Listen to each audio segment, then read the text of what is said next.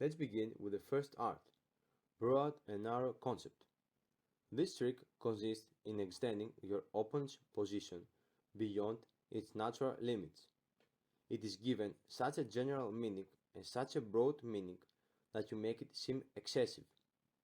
At the same time, your own view is given as narrow a meaning and as narrow a boundary as possible because the more general the claim, the more attitudes it is subject to. The defense consists in precisely defending the main point of the issue that is being considered. Let's see an example. Suppose I handle how the English are great in dramatic art. My opponent, attempting to give an example to the contrary, answer that it is well known that in music, and therefore in opera, it is not made for anything at all.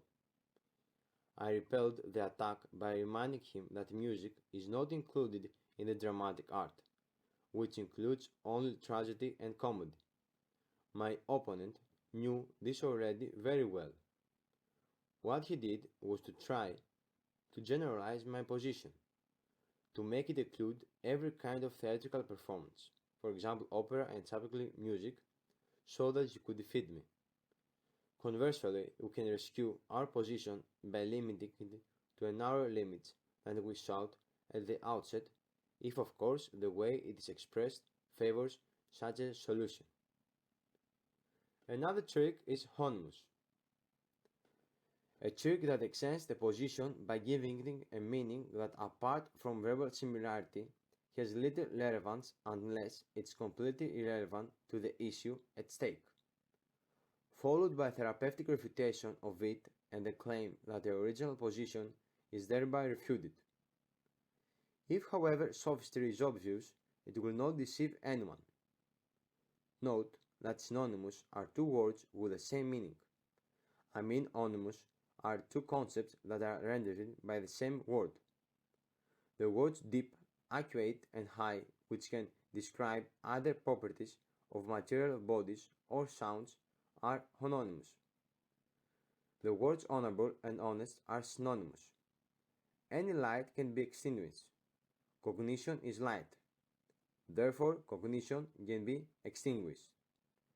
Here it is evident that the terms of the syllogisms are four and that the word light is used in both its literal and metaphorical sense.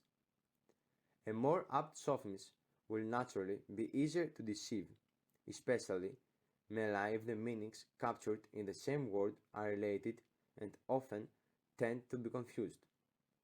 Sophisms will not stand up to deception when it is deliberately contrived, so it is always useful to refer back to the realms of reality and personal experience. It is also advisable to give each trick a short and distinctive name so that when someone resorts it, we can immediately reproach them. Here is an example. I condemn the moral principle embodied in the word honor.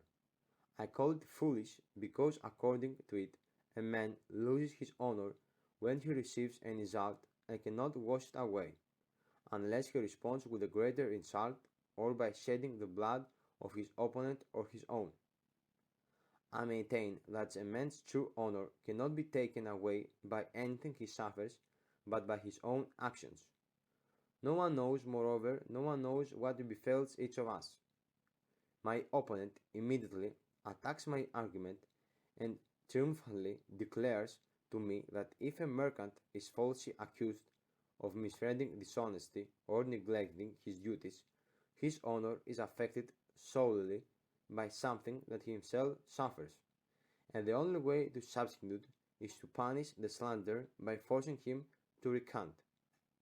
By the homonym method, the adversary of professional honor places that we call good name in the place of chivalrous honor, which is naturally introduced by the insult.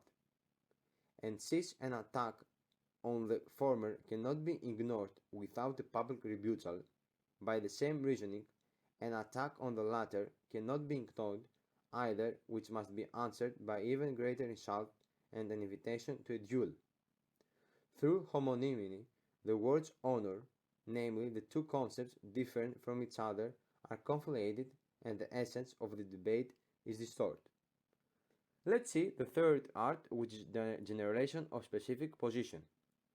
Another trick is to take a position stated on a particular issue as if it were expressed with a claim of generality or loss of force. Alternatively, to give it a quite different meaning and then refute it. The example of Aristotle is as follows. A black man is black but his teeth are white. Therefore, at the same time, he is and he is not black. This is a blatant sophistry that is unlikely to deceive anyone.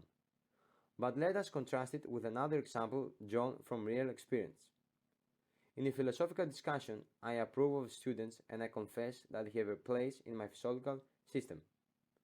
After a while, the discussion turns to Hegel, and I claim that most of his works are sheer nonsense, or that in many of his writings the author writes the words and the reader is left to make the meaning for himself. My opponent doesn't attempt to refute my claims, but denies them by telling me that just a short while ago they were praising the contemplatives, who in turn had written a lot of nonsense. I admit it, but correct it by noting that I didn't praise them as philosophers and writers, but only for the stance they took as people on practical issues. In the case of Hegel, by contrast, the discussion we were having was about theory, so that away from the attack. The first two tricks are similar in nature, and what they have in common is that the attacked is directly and something other than that was claimed, and would therefore be a big miss to hurt someone with it. For in all the examples I have given, what my opponent says may be true, but his opposition to my position is apparent and not real. All he has to do, who is under attack, is to deny the validity of his opponent's mindset, and more specifically the conclusion that makes his own position annexus and ours erroneous. By rejecting the conclusion, the opponent's counterargument is directly and directly refuted.